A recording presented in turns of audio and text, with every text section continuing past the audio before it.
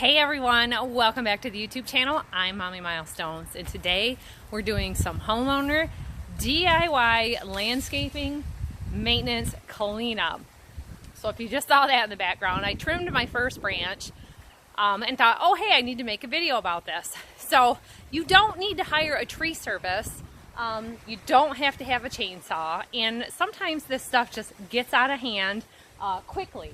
So this is a house that was a rental house for a lot of years, and things have been growing up.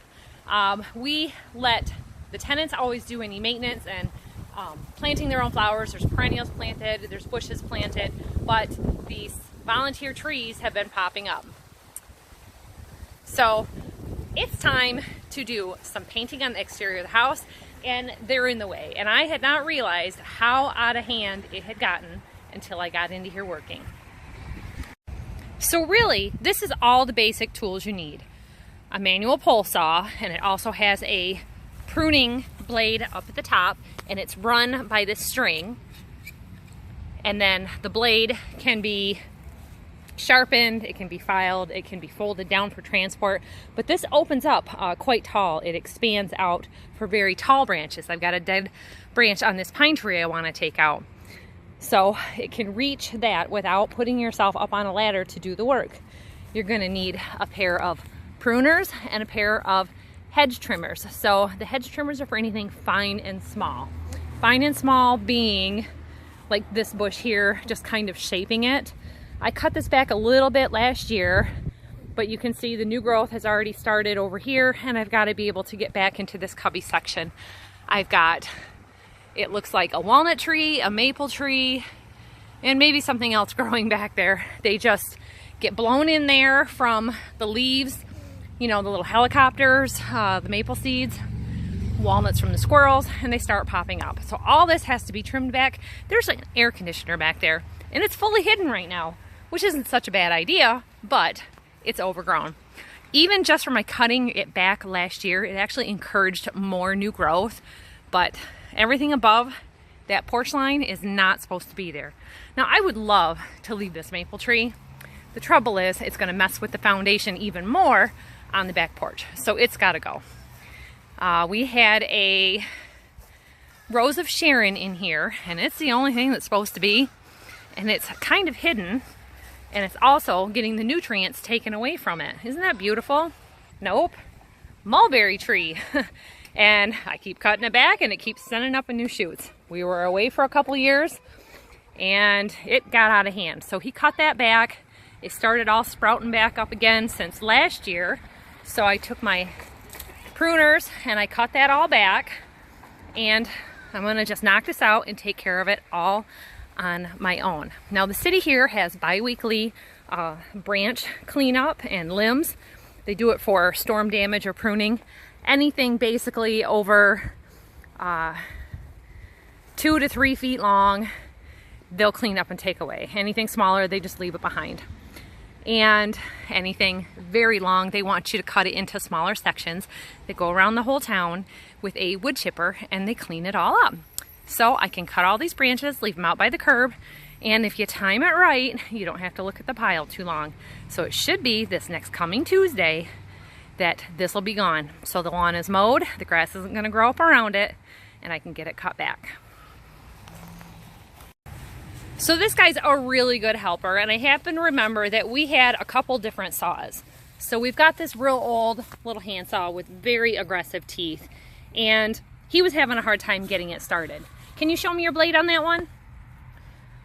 This is something simple from maybe Menards, Homeworks. It's real good for pruning or trimming stuff this size or smaller. So this is a little big for this, but we're getting at it. So this, whatever it is, Boxwood maybe, is real flexible because it's so small. So I cut the top for him, and he's going ahead and working on the bottom. But you see how quickly these start turning into a problem. This is all lily of the valley that grows up just as a ground cover. It spreads, it just is a great green cover for summer without having to doing a lot of gardening. But then you start missing these little maples that are popping up.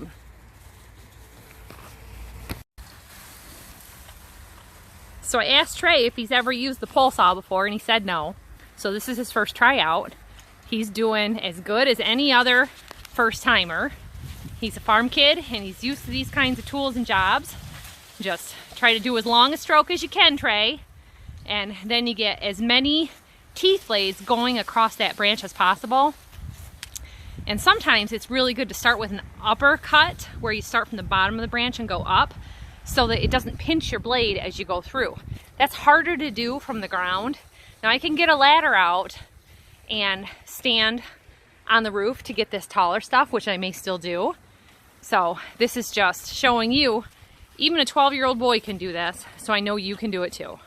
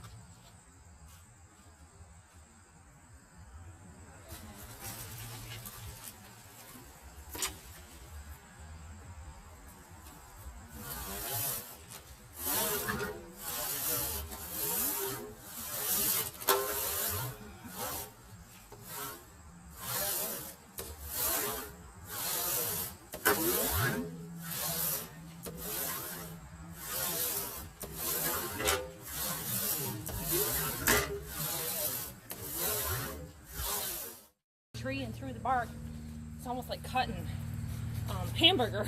Yeah. He doesn't want to go.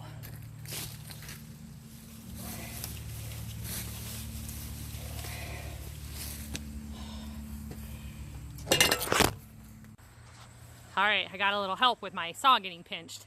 Ready? Yeah. Timber!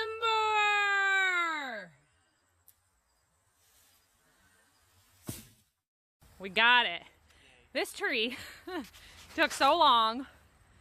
I tried every saw in my box. So I'll leave this out by the road. The city will be coming by picking up branches in about 3 or 4 days, and we'll be done with this mess. So one last avenue for the raccoons to pull up and climb up onto that back deck. I still have some big ones over here, but that's it for me today. Those are going to be a little bit slower because they're more like 8 inches around. We'll end up saving those for firewood, for heating our house. This is enough. But we got through it all with hand tools. So thanks for watching, everyone, and we'll see you next time. Bye-bye.